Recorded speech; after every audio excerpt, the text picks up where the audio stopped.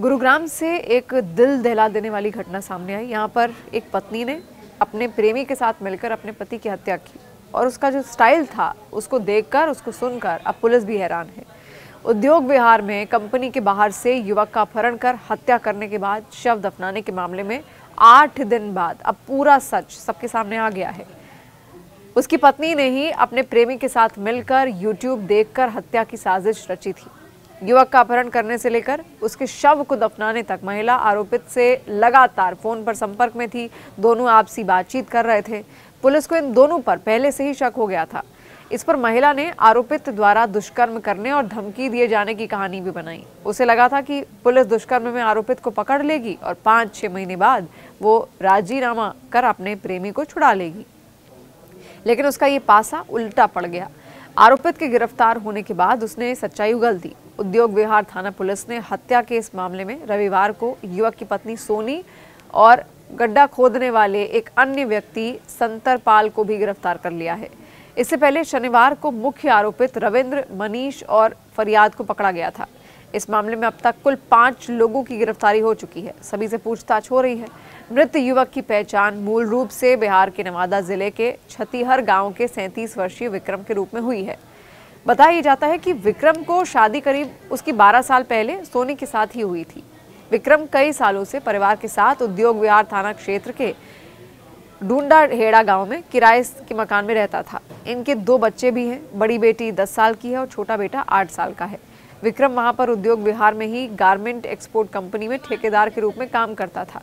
उद्योग विहार थाना प्रभारी इंस्पेक्टर बलराज ने ये बताया कि पुलिस पूछताछ में पता चला कि आरोपित महिला सोनी देवी का 1 साल से पड़ोस में ही रहने वाले रविंद्र के साथ प्रेम प्रसंग चल रहा था।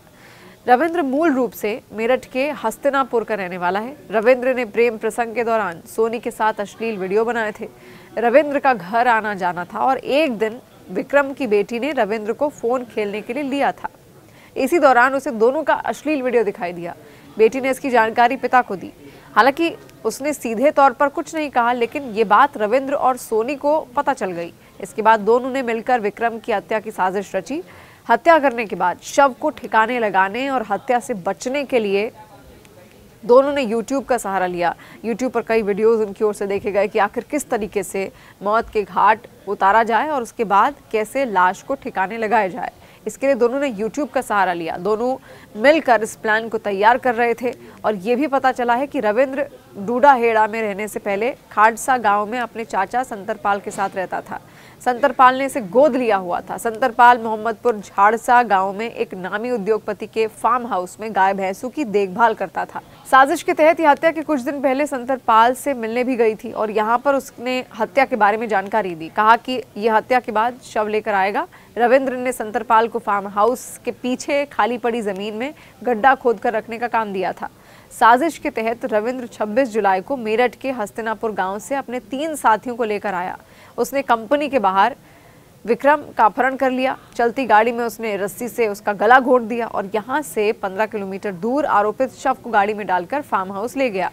शव गल जाए और कोई दुर्गंध भी ना आए, इसीलिए शव को गड्ढे में दफना दिया गया। इस पूरी साजिश के दौरान सोनी देवी रविंद्र के साथ फोन के माध्यम से संपर्क में रही भी। थाना पुलिस के मुताबिक 27 जुलाई को महिला सोनी उद्योग विहार थाने पहुंची। उसने पति विक्रम के गुमशुदा होने की जानकारी दी और वापस लौट गई। 2 दिन बाद भी जब विक्रम का कोई पता नहीं चला तो उसके भतीजे राकेश ने पुलिस से उसकी खोजबीन में तेजी लाने की मांग की। राकेश ने पुलिस को यह बताया कि विक्रम रात 9 बजे कंपनी से निकल गए थे लेकिन घर नहीं लौटे। वहीं 28 जुलाई को सोनी ने जो गुमशुदगी दर्ज कराई उसमें उसने कहा कि विक्रम रात में 3 बजे घर आए थे, इसके बाद वो चले गए। 27 जुलाई की सुबह 10 बजे भी यही बात हुई थी, लेकिन वो कॉल लॉग में डिटेल नहीं दिखा सकी। उसने कहा कि विक्रम ने उसे कॉल डिलीट करने के लिए कह दिया था। वहीं जब भी महिला थाने आई उसके साथ रविंद्र भी साथ में जरूर आया। विरोधाभासी बयान होने पर पुलिस को शक हुआ। पुलिस ने सोनी देवी की कॉल रिकॉर्ड चेक किया और इस कॉल रिकॉर्ड में पता चला कि उसकी पति से बात नहीं बल्कि रविंद्र से ज्यादा बात हो रही है। जब पुलिस ने पूछताछ की तो उसने बचने के लिए दुष्कर्म और धमकी देने की नई कहानी बना ली। महिला को लगा कि पुलिस दुष्कर्म के मामले में आरोपित रविंद्र को गिरफ्तार कर लेगी और हत्या के मामले की तरफ ध्यान नहीं देगी और उसका ये भी सोचना था कि वो 5-6 महीने बाद कोर्ट से रविंद्र को राजीनामा कर छुड़ा लेगी और फिर दोनों साथ रह सकते हैं। लेकिन आरोपित रविंद्र की दुष्कर्म के मामले में गिरफ्तारी होने के बाद उसने पूछताछ में हत्या की बात स्वीकार कर ली। उसकी निशानदेही पर विक्रम का शव भी AVL सोसाइटी के पीछे से कब्र से मिला। पूछताछ में उसने महिला की संलिप्तता और साजिश के बारे में पूरी जानकारी दी।